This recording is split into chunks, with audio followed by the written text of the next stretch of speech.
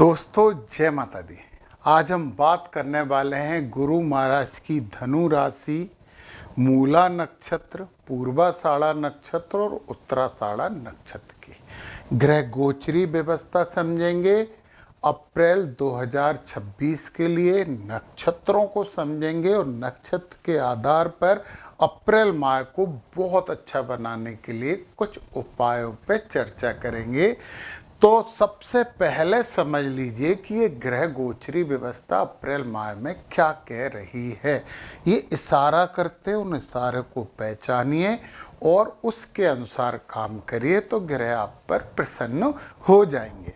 सबसे पहले हम गुरु की बात कर रहे हैं। 7वें भाव में है। 7वें भाव में मतलब आपके पार्टनर वाले भाव में है। अच्छे हैं यहाँ पे गुरु। व्यापार वाला भाव भी होता है, अच्छे हैं। परंतु ज़्यादा अच्छी बात तो ये है कि 7वीं दृष्टि से लग्न में आपके राशि को देख रहे हैं, अपनी खुद की राशि को देख रहे हैं, तो निश्चित ही आप में ज्ञान की मात्रा बढ़ेगी, ज्ञान लेने की इच्छा आपकी बढ़ेगी और बात करोगे तो लोगों को लगेगा कि यार नॉलेजेबल आदमी से हम बात कर रहे हैं, क्योंकि आपके व्यक्तित्व को गुरु अमृतमयी दृष्टि से देख रहे हैं। 1 2 3 4 5 5वीं दृष्टि डाल रहे हैं इच्छा पूर्ति विभाग पे।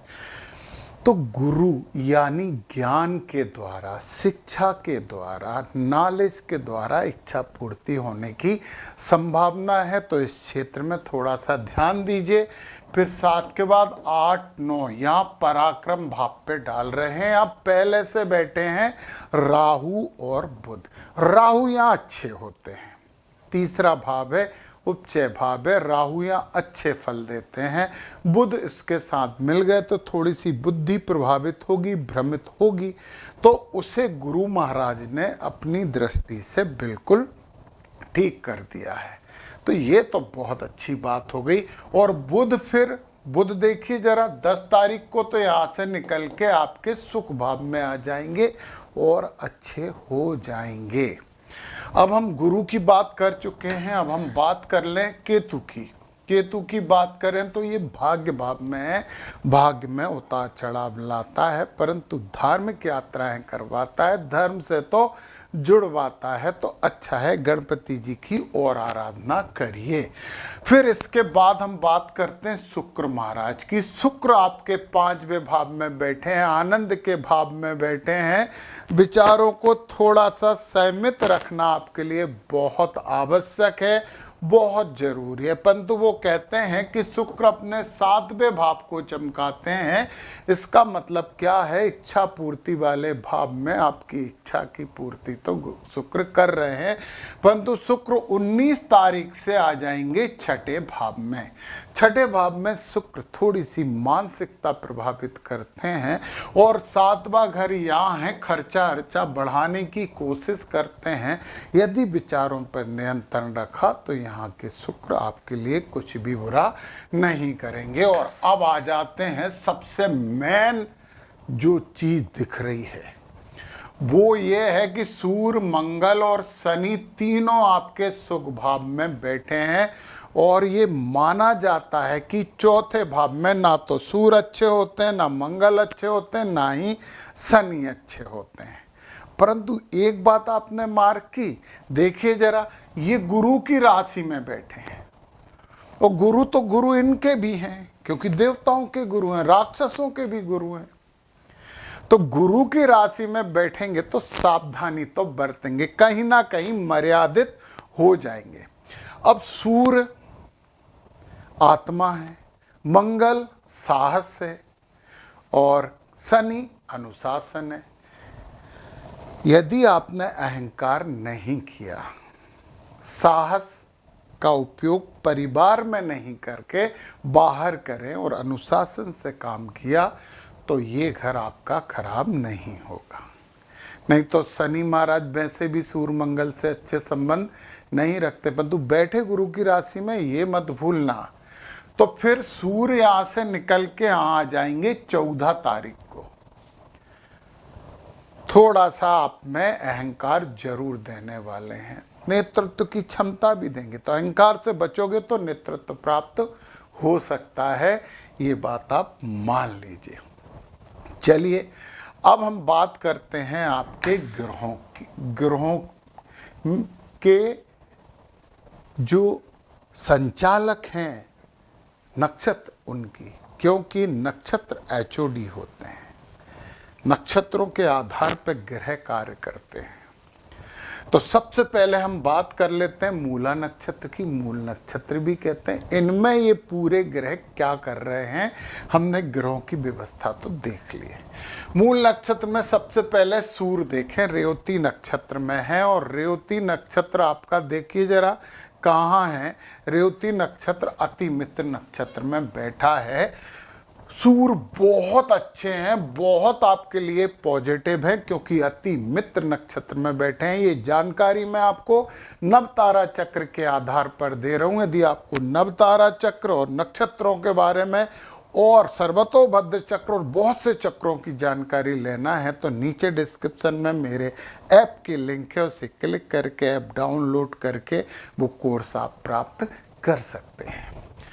फिर इसके बाद अश्विनी में आ जाएंगे जन्म नक्षत्र में, फिर भरणी में आ जाएंगे तो संपत नक्षत्र में। तो सूर्य तो पूरे माह आपके पक्ष में है। मूल नक्षत्र वालों आनंद करिए। मंगल और बुध एक से चल रहे हैं, पूर्वाभाद्रपद, उत्तराभाद्रपद और रेवती। डेट ये डली है, इन पे ध्यान देना बस, है ना। पूर्वाभाद्रपद की बात करें तो बद नक्षत्र हैं। मंगल और बुध दोनों बद नक्षत्र में हैं।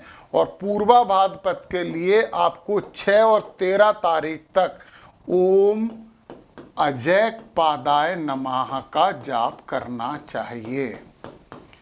अजय पादाय नमः ये जप आपको करना चाहिए।